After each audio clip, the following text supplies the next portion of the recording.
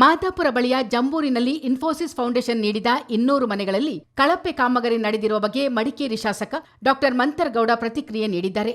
ಈಗಾಗಲೇ 104 ಮನೆಗಳನ್ನು ಹಸ್ತಾಂತರ ಮಾಡಿ ಕೀಲಿಕೈ ನೀಡಿದ್ದರೂ 90% ಮಂದಿ ಮನೆಗಳಿಗೆ ಬಂದಿಲ್ಲ. ಕೇವಲ 15ರಿಂದ 20 ಮಂದಿ ವಾಸಿಸಲು ಒಪ್ಪಿದ್ದಾರೆ. ಆದರೆ ಈ ಮನೆಗಳಿಗೆ ವಿದ್ಯುತ್ ಸಂಪರ್ಕ ಕಲ್ಪಿಸಲಿಲ್ಲ.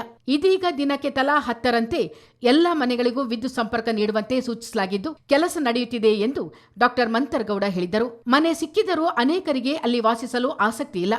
ಒಂದರ್ಥದಲ್ಲಿ ಇದು ದುರಾಸೆ ಎಂದ ಅವರು, ಹಿಂದೆ ವಿತರಿಸಲಾದ ಮನೆಗಳಲ್ಲಿ ಕೆಲವು ಮನೆಗಳನ್ನು ಒಂದೇ ಕುಟುಂಬದವರು ಪಡೆದುಕೊಂಡ ಪ್ರಕರಣಗಳು ಇವೆ ಎಂದರು.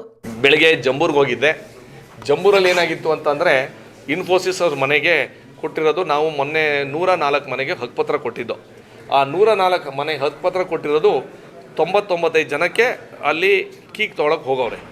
ಕೀ ತೊಗೊಂಡ್ರು 90% ಜನ ಅಲ್ಲಿ ಹೋಗಿ ಶಿಫ್ಟ್ ಮಾಡಿಲ್ಲ. ಆ್ಯಸ್ ಆಫ್ ನೌ ಬರೀ 15-20 ಜನ ಕೀ ತೊಗೊಂಡು ಅಲ್ಲಿ ವಾಸ ಮಾಡೋಕ್ಕೆ ರೆಡಿಯಾಗಿದ್ದರು. ಅಲ್ಲೇನಾಗಿದೆ ಅಂತಂದರೆ ಕರೆಂಟ್ ಕನೆಕ್ಷನ್ ಕೊಟ್ಟಿರಲಿಲ್ಲ. ಈಗ ಅಲ್ಲಿ ಕರೆಂಟ್ ಕನೆಕ್ಷನ್ ಕೊಡಲಿಕ್ಕೆ ನಾವು ಅಲ್ಲಿ ಕೆಲಸ ಮಾಡ್ತಾವ್ರೆ. 10 ಮನೆನ ಕರೆಂಟ್ ಕನೆಕ್ಷನ್ ಡೈಲಿ ಕೊಡ್ತಾವ್ರೆ. 104 ಮನೆಗೆ ಒಂದು 10-15 ದಿವಸದಲ್ಲಿ ಕ್ಲಿಯರ್ ಆಗುತ್ತೆ. ಅಲ್ಲಿ ಏನಾಗಿದೆ ಅಂತಂದರೆ ಈಗ ನಿಮಗೆ ಮನೆ ಸಿಕ್ಕೈತೆ, ಮಾತ್ರ ಅಲ್ಲಿ ಹೋಗೋಕ್ಕೆ ಇಂಟ್ರೆಸ್ಟ್ ಇಲ್ಲ. ಎಷ್ಟೋ ಜನಕ್ಕೆ ಆಸೆ, ಒಂದು ರೀತಿಯಲ್ಲಿ ದುರಾಸೆ ಅಂತಲೂ ಹೇಳ್ಬೋದು. ಮಾತ್ರ ನಾನೇನು ಮನವಿ ಏನು ಮಾಡ್ತೀವಿ, ಯಾರಿಗೆ ಹಕ್ಕುಪತ್ರ ಕೊಟ್ಟಿದ್ದೀವಿ, ಯಾರು ಬೀಗ ಅವ್ರು ಕೊಟ್ಟಿದ್ದೀವಿ, ದಯವಿಟ್ಟು ಅಲ್ಲಿ ಬಂದು ವಾಸ ಮಾಡಬೇಕು ಅಂತ.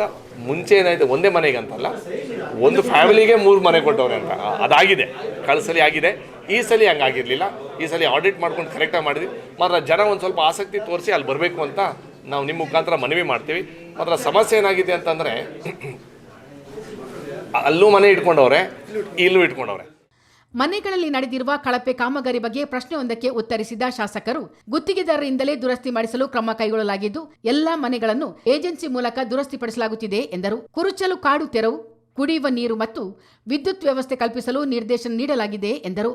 ಮನೆ ಪಡೆದಿದ್ದರೂ ವಾಸ ಮಾಡದಿರುವ ಹಳೆಯ ಪ್ರಕರಣಗಳಲ್ಲಿ ಆ ಮನೆಗಳನ್ನು ಹಿಂದಕ್ಕೆ ಪಡೆದು ಅರ್ಹರಿಗೆ ಮತ್ತೆ ವಿತರಿಸುವ ಬಗ್ಗೆ ತೀರ್ಮಾನಿಸಲಾಗುವುದು ಎಂದು ಶಾಸಕ ಡಾ ಮಂತರಗೌಡ ಹೇಳಿದರು. ಮನೆ ಪಾಲು ಬಿಟ್ಟರೆ ಎಲ್ಲನೂ ಹಾಳಾಗುತ್ತೆ.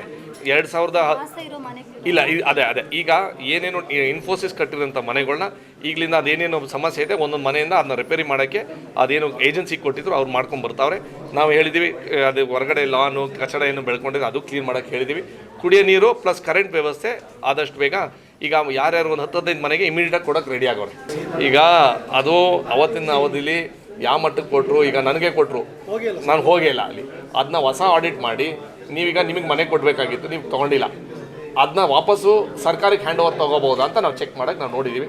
ಅದೊಂದು ಅವಕಾಶ ಇದ್ದರೆ ಯಾರು ಬೇಕಾಗಿರೋಂಥವ್ರಿಗೆ ಕೊಡೋಕ್ಕೆ ನಾವು ಮಾಡ್ತೀವಿ. ಜಂಬೂರು ಬಡಾವಣೆಯಲ್ಲಿ ಇನ್ನು ಕಾಮಗಾರಿಗಳು ಮುಕ್ತಾಯವಾಗದ ಹಿನ್ನೆಲೆಯಲ್ಲಿ ಸ್ಥಳೀಯ ಗ್ರಾಮ ಪಂಚಾಯಿತಿಗೆ ಹಸ್ತಾಂತರಿಸಿಲ್ಲ. ಇನ್ನು ಉಳಿದಿರುವ 94 ಮನೆಗಳು ಪ್ರಕೃತಿ ವಿಕೋಪ ಸಂತ್ರಸ್ತರ ಪಟ್ಟಿಯಲ್ಲಿ ಬರುವುದಿಲ್ಲ. ಇವುಗಳನ್ನು ಯಾರಿಗೆ ನೀಡಬೇಕೆಂಬ ಬಗ್ಗೆ ಸರ್ಕಾರದಿಂದ ನಿರ್ದೇಶನ ಕೇಳಲಾಗುವುದು ಎಂದ ಡಾ ಮಂತರಗೌಡ, ಮನೆಗಳಿಗೆ ಎಲ್ಲ ಫಲಾನುಭವಿಗಳು ಬಂದರೆ ಅದೊಂದು ಪ್ರತಿಷ್ಠಿತ ಬಡಾವಣೆ ಆಗಲಿದೆ ಎಂದು ಅಭಿಪ್ರಾಯಿಸಿದರು. ಚಿತ್ತಾರ ನ್ಯೂಸ್, ಮಡಿಕೇರಿ.